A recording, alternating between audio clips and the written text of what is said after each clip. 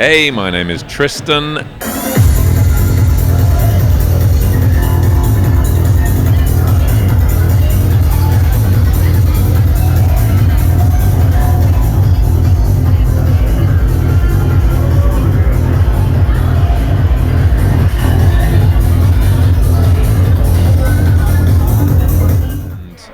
People here in Australia are just up for it. It's all part of the package. That's what psychedelic way of life is all about. Yeah, stealing vinyl from my older brothers. The album's called Crazy Wisdom.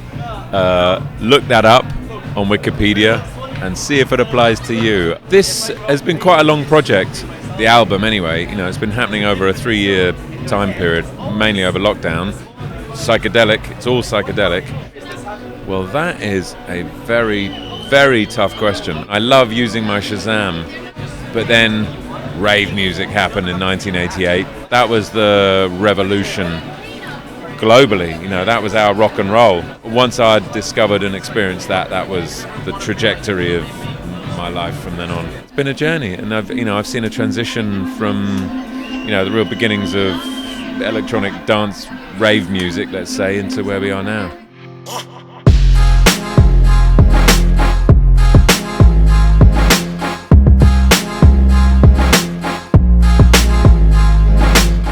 Hi everyone, from Zenith Gathering Launch Party in Sydney at Darling Harbour, and I'm here with one of the headliners. Brother, please introduce yourself for those who may not know you. Hey, my name is Tristan, here in the glorious harbour in the rain, but very happy to be here, Zenith Gathering, and in Australia on tour. So, how long was it that you were in Australia last time? How long since I've been here? Oh, pre-pandemic, so years, which is strange because I'm used to coming every year, at least every other year. So it's been a long break, and I'm super happy to be back. Yeah, really. What do you think about Australian music scene? I'm not talking about the music itself, but the music scene in comparison to everywhere else that you've been. Well, due to the proximity of Australia, or the lack of proximity, its isolation, it's got a unique kind of market here, and people here in Australia are just up for it, and they know what quality is. They want good music. They're up for the whole range of psytrance, progressive, trance, whatever it is. But the crowd here are really energetic, and you know what? They're full of love. Love for the music, love for the scene. I really feel that here. There's one thing that really strikes me. It's just how warm and lovely it is. So you've played yesterday in Melbourne, as I understand, your first gig on this Australian tour. How are you feeling about that? What was it like? Well, as you can see, it's a daytime afternoon party here. It was another daytime party, and then I played at an after party after that in the nighttime. But I walked in at 7 p.m. and the party was banging already. I mean, it didn't feel like a daytime event. I walked in and I was like, wow, yes! Lasers, lights, music, full house, everybody jumping. It was amazing. I really, really had a good time. So, as I understand, you've been working on a new album, and today you're gonna play some of those tracks? Yep, the album's called Crazy Wisdom. Look that up on Wikipedia and see if it applies to you. Are you Crazy Wisdom? I am, anyway. And yeah, that's coming out on the 7th of October on Nano Records. It's a mix of some daytime, some nighttime, and some, psychedelic. It's all psychedelic. So yeah, I'm going to be playing a lot of that today. Yeah, but I don't really know what I play until I get up there. It's just whatever the vibe is, and what's going to work and what strikes me in the moment. But yeah, definitely going to be playing a lot of those tunes. How many tracks are going to be on this album?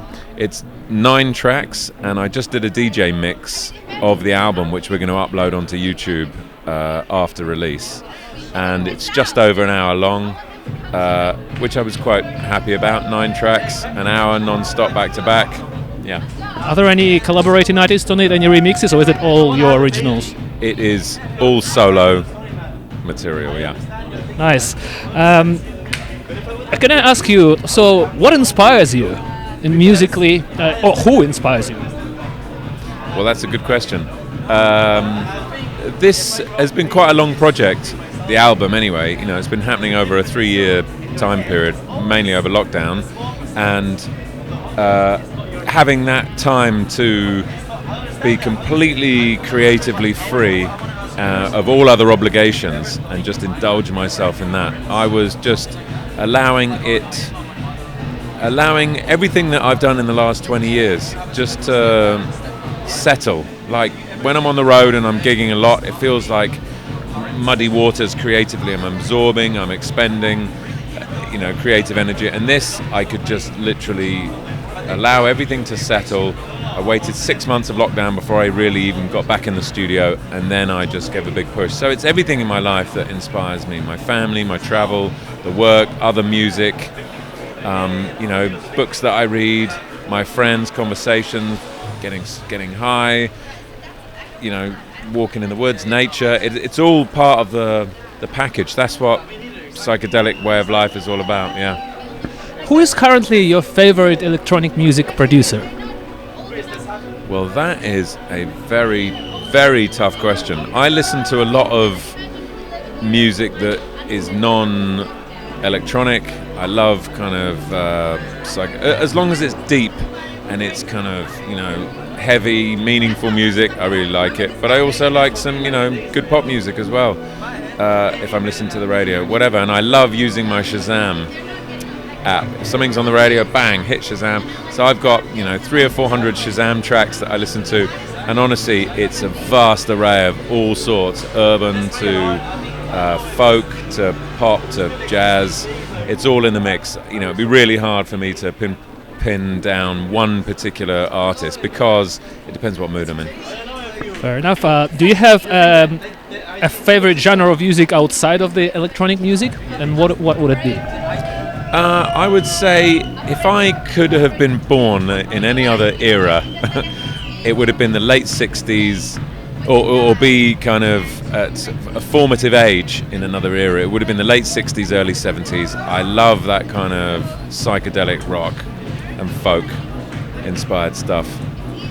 And how and when did your music journey begin? And did it begin with electronic music or something else?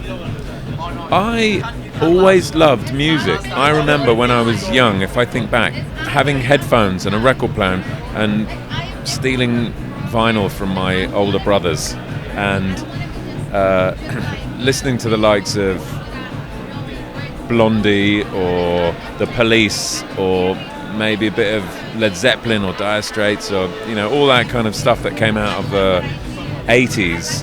That was when I was a teen. I remember I'd put that on and go to sleep with music just playing. I'd love music, but it didn't occur to me that was a real passion of mine, or just something I did. But then I took up the drums when I was a teenager. I played in various bands when I was growing up. But then rave music happened in 1988. Threw away the drumsticks, discovered electronic music then, and that was the revolution globally. That was our rock and roll. That happened. Once I'd discovered and experienced that was the trajectory of my life from then on. So DJing was first for you before producing, is it correct?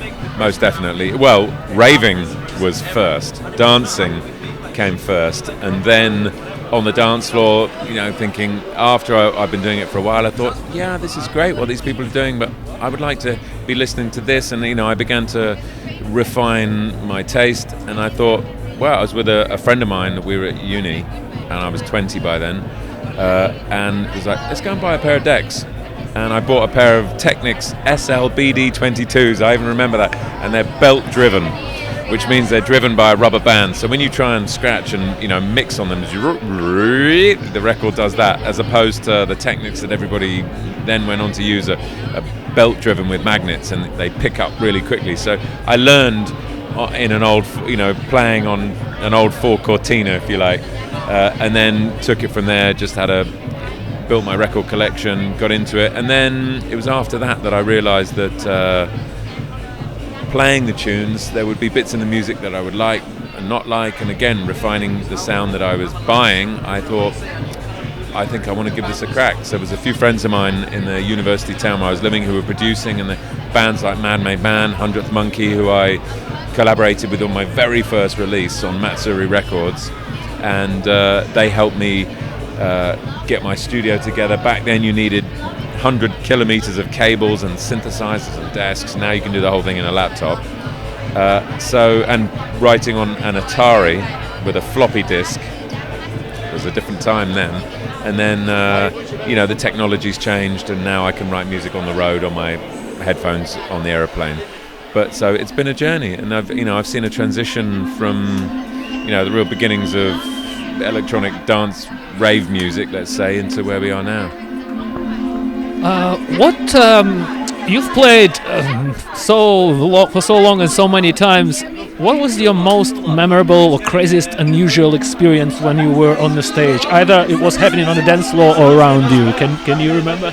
Well, there are plenty of crazy things that happen, but funnily enough, it might have been the last time I came to Australia or the time before that. I was with Leon Avalon, who's my partner in the band. We have Kilowatts, and we were on stage. I think it was up in Cairns, and the stage was probably at least 2 or 3 meters above the crowd, and we were dancing. The place was going off, and it was a venue with a closed top but with open sides, much like this, and it started to have this monsoon rain, so everybody came into the venue, and place was really jumping, and we're like, wow, sometimes the rain, bad weather's a blessing because it forces everybody inside to come together. But the place started to move so much that the whole console vibrated and fell off the stage into the crowd. Thank God no one got hurt. And the whole thing, the laptop, the mixers, the CDJs, the amp, everything just fell into the crowd. Music went up, wow, my God. And then some burly guys came up, picked up the desk, and I grabbed my laptop. It's still plugged in. It's got a massive dent in it, which it still has. I was like, oh my God. And I hit the spacebar button, bang, and it played, and the music started playing out again. I was like, woo! And it kicked off again. That was a narrow escape, shall we say, but it was pretty wild, I've got to say. That's awesome. That's pretty cool. So what's next for you? What are your plans for the next, say, 12 months or the rest of the year? Well, as you kindly mentioned, the album's coming out 7th of October. Crazy Wisdom, Nano Records. And so I've got quite a few gigs coming up. End of October, I always take off. I've got my wedding anniversary and my birthdays. So that and the release of the album. So I'm going to focus. I'll be in England at that time. Family time. But then November, December, that becomes the season where I'm looking to go to Goa, go to warmer climates for the winter, take the family with me. So preparing for that, really. That's awesome. Well, I look forward to your set. Thank you very much for talking to me. Thank you for coming to Australia. And I guess all the best to you. Any last words you'd like to add? That's an absolute pleasure. Thanks, Australia. Everyone who's come to the gigs, everyone who's come up and given me a hug, and all the positive feedback and love, and obviously the energy on the dance floor. Love it. Love you guys. See you soon. Thanks everyone for watching. Stay tuned. All the best.